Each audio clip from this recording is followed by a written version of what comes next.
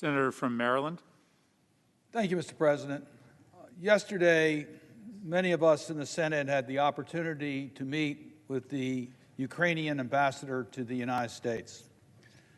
It was an opportunity for many of us to express our admiration for the commitment of the Ukrainian people to the sovereignty of their country. They're motivated by the love of their country and a passion for freedom. Their president, President Zelensky, has shown courageous leadership. He's been inspirational as we've watched how he's put his own life at risk in order to serve his country. He's put country before personal safety. Ukraine versus Russia, good versus evil. This unprovoked attack on a peaceful, sovereign country orchestrated by Mr. Putin. We were not surprised. We widely publicized the use of his playbook. We knew what he was doing hour by hour in planning the invasion on Ukraine. It doesn't diminish the tragedy of Mr. Putin's actions. This is Mr. Putin's war, and he must be held fully accountable for what he has caused. I want to thank President Biden for his extraordinary global leadership on this issue. We've seen unity among our alliance, and we've seen global unity in condemning Mr. Putin's actions, which is so important in order to put the right focus on who is responsible and who can end this tragic war. We've imposed the strongest set of multilateral sanctions ever on Russia's leaders and institutions. We've cut off many of its banks from the SWIFT system of banking. We have put personal sanctions on Mr. Putin and his enablers. We've frozen assets around the world. We've isolated Russia from international organizations and events.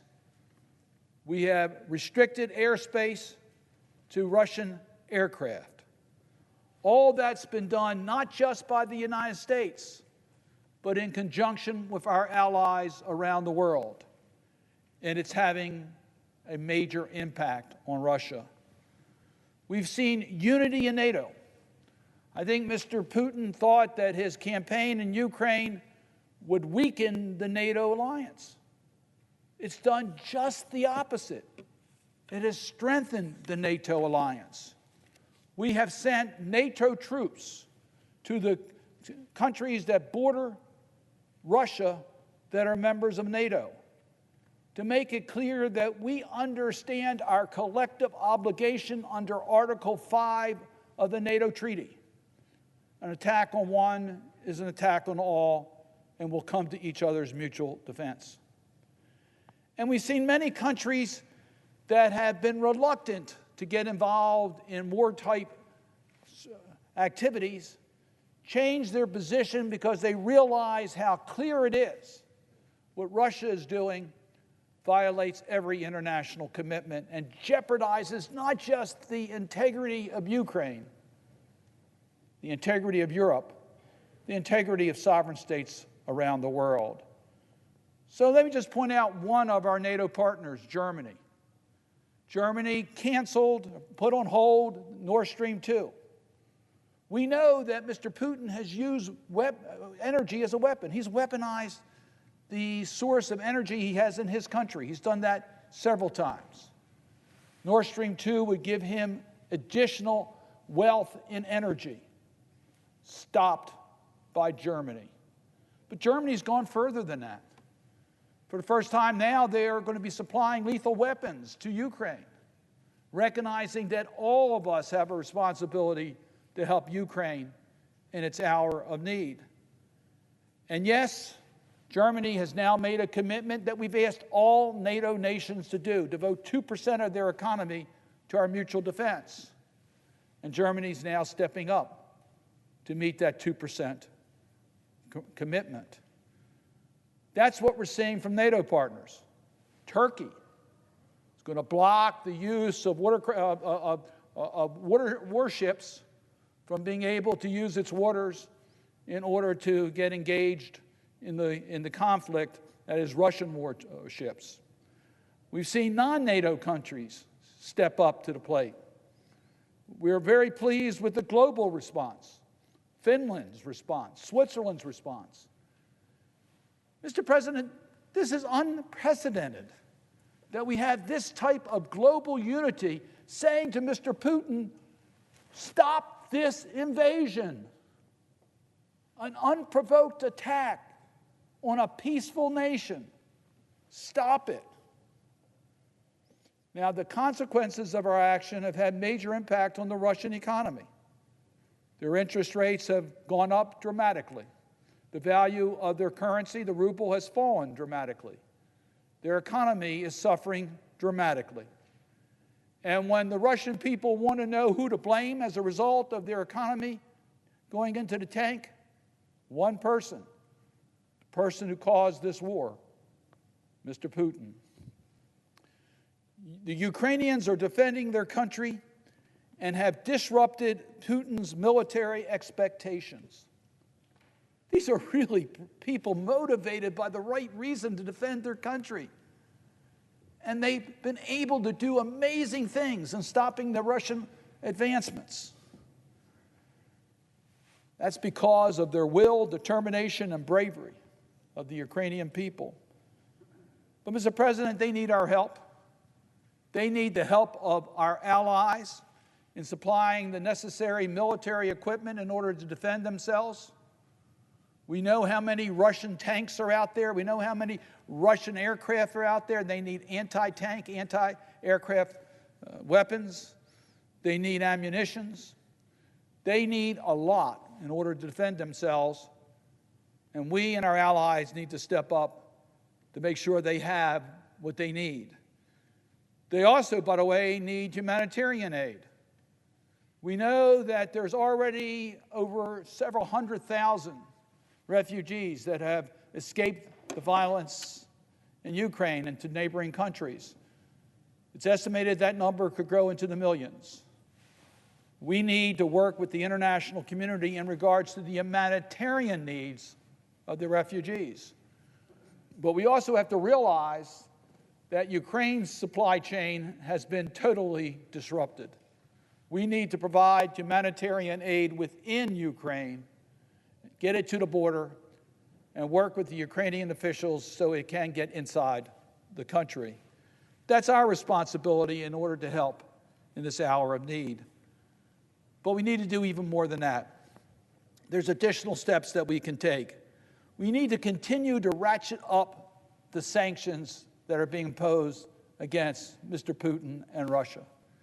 And as I said earlier, these sanctions are severe today, and we need to consider doing more. The administration is already setting up a process where we can trace laundered assets, so that when we say that we're going to freeze your assets of those that are being sanctioned, that we'll find those assets wherever you tried to hide them. And we're going to work with our allies around the world in order to make it clear there is no safe haven for you to hide your wealth. We need to continue to build on individual sanctions. We know that. Individual sanctions mean a great deal. There's others that need to be sanctioned. And yes, I think we need to consider the oil and gas industry as to how we can make it clear that we're not going to let Mr. Putin benefit from his assets.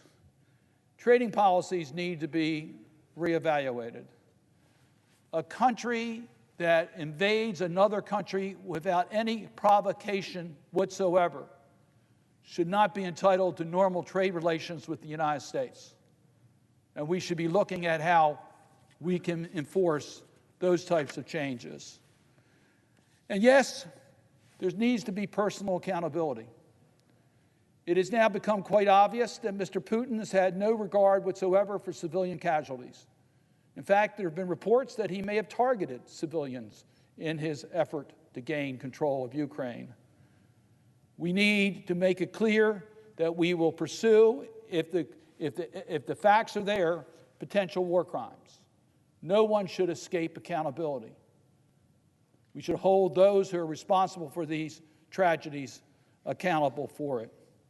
Now, Mr. President, make it clear, as Mr. Zelensky has said, the president of Ukraine, we will always look for a diplomatic way to end this war. We want this war never to have started, and we want it to end as soon as possible.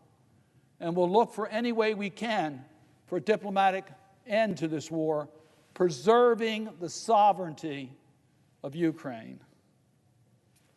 As we recognize that Mr. Putin's war has brought to our attention other issues that we need to really pay attention to. One is the energy policy of Europe and the United States. I've heard my colleagues talk about this, but the right answer is energy independence, investment in renewable energies and sources so that we can not only protect our national security, but we can also protect our environment. We need to make those investments moving forward so none of our allies ever have to rely upon an autocratic government's supply of oil or gas.